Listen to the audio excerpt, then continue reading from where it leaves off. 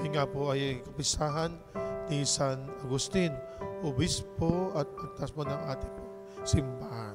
At kaya po sa pagdiriwang po natin ng kapistang ito o paggunitan natin kay San Agustin, po, may ipakita nawa natin ang, sabi natin ang malalim na ugnayan natin sa Diyos sa pamamagitan ni San Agustin. Sa pamamagitan ng kanyang talino, ay ibiniligtad. Sabi pa natin,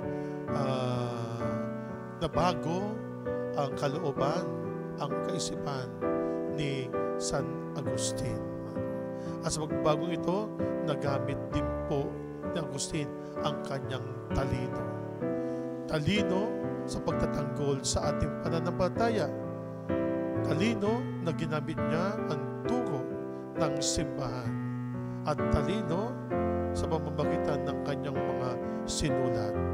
At higit sa lahat, ang may pahayag niya ang kaharian ng Diyos. Tulad po ni San Agustin, gayahin po natin ang kanyang buhay pananampalataya na sa kanyang pagbabalik loob sa ating Panginoon Diyos ay hindi na niya binigyan ng sama ng loob